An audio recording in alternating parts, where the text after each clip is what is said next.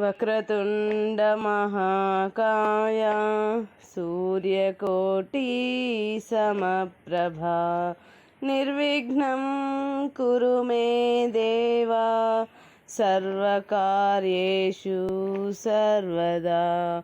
గురుబ్రహ్మా గురుర్విష్ణుః గురుర్దేవో మహేశ్వరః గురుః సాక్షాత్ పరబ్రహ్మ తస్మై శ్రీ గురవే నమః. ఓం ద్రాం దత్తాత్రేయాయ నమః. శ్రీ గురుదత్త జయ గురుదత్త. శ్రీ దత్త కథా సుధారణము. ఓం శ్రీ గురుదేవ దత్త. 39వ రోజు పారాయణం. గురుదేవ, దత్తప్రభుని అనుంగు భక్తుడు శిష్యుడు అయిన కార్తవీర్యునకు విపరీత బుద్ధి కలిగి జమదగ్నిని తూలనాడెను కదా. ఆ సమయమందు దత్తకృప అతనిపై ప్రసరించబడలేదా? దత్తుని రక్షణ అతనిని అధర్మ మార్గం నుండి తప్పించలేదా అన్న అనుమానము నాకు వేధించుచున్నది. దానిని తమరే తీర్చగలరని పాదములంటి మ్రొక్కెను. దీపక, ఇన్ని లీలలు విన్న నీకు ప్రభువు యొక్క లీలలలోని ఆంతర్యము గోచరించలేదా? దత్తప్రభుని కోరిన కోరికలందును కార్తవీర్యుడు ఒక కోరిక కోరినాడు. అది నీవు గ్రహించకుంటివి. నేను అజేయుడను కావలను.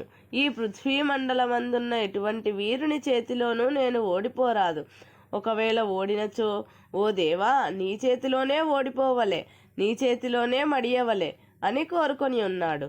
అతని కోరికను తీర్చుట కొరకు దత్తుడు అనేకమైన లీలలు గావించవలసి వచ్చినదని ఈ కథ ద్వారా తెలియబడుట లేదా?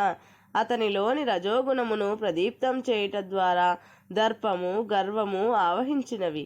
అందుచేత జమదగ్ని మహాముని తోలనాడి మాట్లాడుటయే కాక బలవంతముగా సురభిని అనగా కామధేనువుని బంధించి తీసుకొని పోవుట జరిగినది. అతడట్లు చేయుటయు శ్రీ మహావిష్ణు తేజస్సుతో విరాజిల్లడు పరశురాముని ధైర్య శౌర్య వీర్య భీభత్స రూపమును దర్శించుటతోడనే అతని తప్పు తెలియవచ్చెను. రాజు మరియు వీరుడు కావున శస్త్రాస్త్రములతో ఎదుర్కొనెను. కానీ పరశురాముని యందు శ్రీదత్తదేవుని దర్శించి మనసుని దత్తుని పద్మాల యందు నిలిపి వీరమరణము తాను కోరినట్లు సంభవించినదని ఎంచి సంతోషముగా ఎదిరించి చివరకు ప్రాణములు వదిలెను. పరశురాముని కార్తవీర్యుడను వాని పుట్టు పూర్వోత్తరములు తెలియవు. అతడు రాజునని గర్వించి తన తండ్రిని దుర్భాషలాడి కామధేనువును అపహరించనని మాత్రమే తెలియను. కావున సంహరించెను. తుది శ్వాస విడుచువేళ కార్తవీర్యుడి చేతులు జోడించి నమస్కరించెను. కాని ఆ భంగిమను పరశురాముడు పట్టించుకొనలేదు. ఎందుకనగా ఆ సమయమందు ఆయన తమోగుణము ఆవేశింపగా క్రోధమే రూపుదాల్చిన ఎట్లుండెను.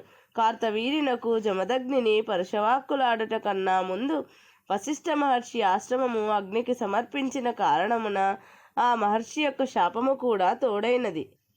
శ్రీ మహావిష్ణువు యొక్క చేతి యందు విరాజిల్లు సుదర్శన చక్రమునకును గర్వము అహంకారము పడచూపగా అతడు పదవీచ్యుతుడై భూమిపై బాహుబలము లేని రాజుగా పుట్టుట, దానికై వగచుట, తిరిగి దత్తప్రభువు దయచేత 1000 బాహువుల బలము పొందుట లోగడ నీకు చెప్పియుంటిని కదా.